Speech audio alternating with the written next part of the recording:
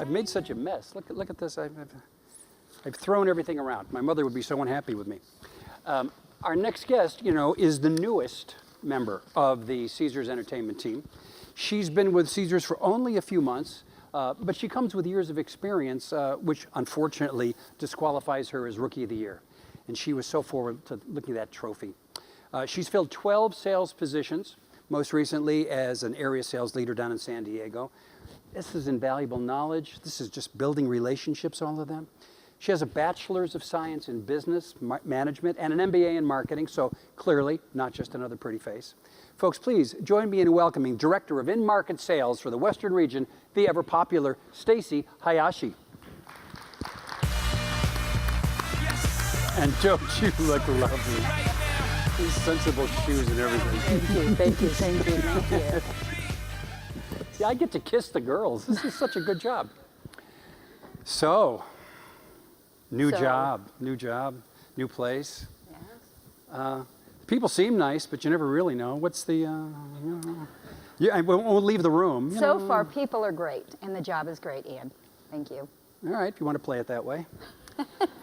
Now, we've heard all about the great buildings in this town.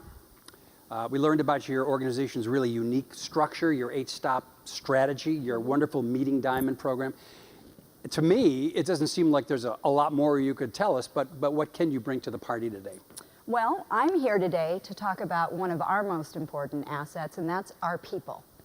And to tell you some of the things we do inside our great buildings to make sure that we continue to motivate and inspire our people.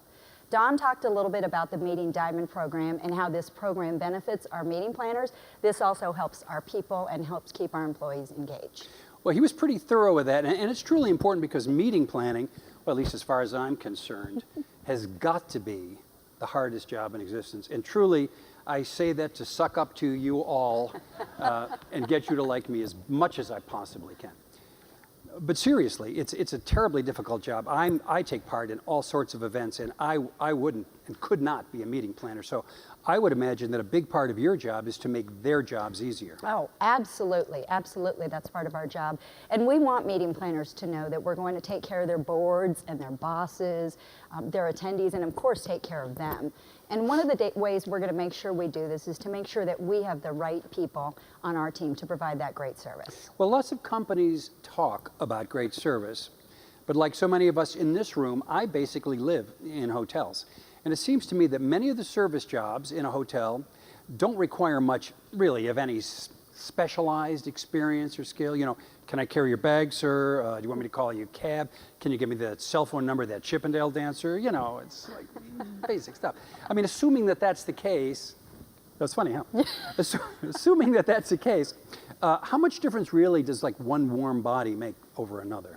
Well, certainly, Ian, parking cars and checking people in, it's not rocket science, but we do strongly believe that one of the keys to our success is that we want to make sure that we're hiring people that want to be with us and that want to make sure that they want to help customers. Help your customers by parking their car, checking them in, executing a meeting? Yes, but it's more than that. Before any applicant even gets to the hiring manager, we put them through a very unique selection process that's not based on skills or a job experience. Our employment center team makes sure that we look for people with the right attitudes.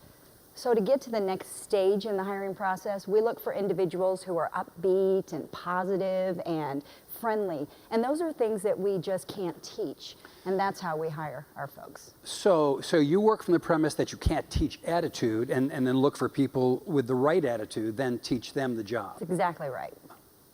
And this helps you provide a greater customer experience. It definitely does, Ian.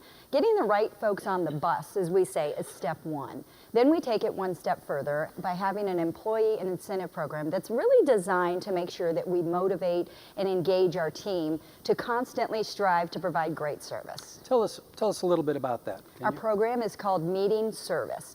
Each quarter, when our service scores go up, our employees are rewarded. Well, this sounds interesting. And what's the reward? They get a certificate, a trophy, extra sprinkles on their ice cream in the employee dining room? What is that?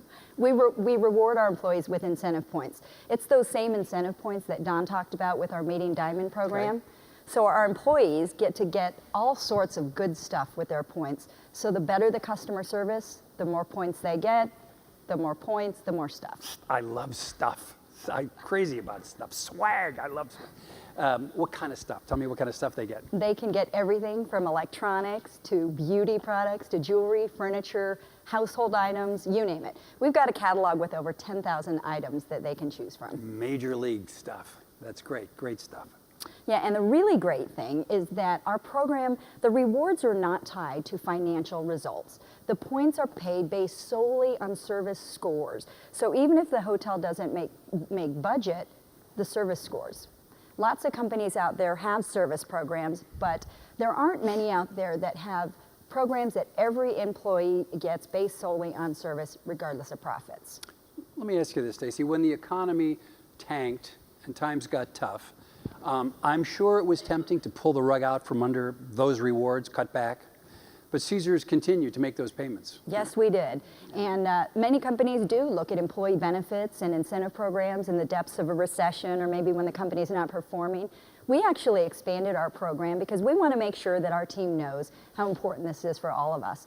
In fact, since the program's initiation in the late 1990s, we've paid out $250 million to our employees. $250 million. I just like saying it. $250 million. It's incredible. It's incredible. And you know, I thought I heard you say every employee gets those benefits? Every employee, the housekeeper, Gosh. the bellman, the poker dealer, the banquet chef. The MC? Does the MC? You wish. Yeah, believe me, I do. Believe me, I do. Ian, we're really proud of our team. And you know, this is a reminder for all of our employees to be even more aware of the level of service they're providing to our meetings customers. Well, okay, but wait a second. How does, say, a poker dealer know if a customer, someone is a meetings customer? Because they're wearing their meeting diamond badge. No, seriously. It's much more than that. And we want to make sure that we're providing great service to every customer at all of our properties. Well, it really is clear. You guys just didn't throw this idea together. I mean, this is really well thought out.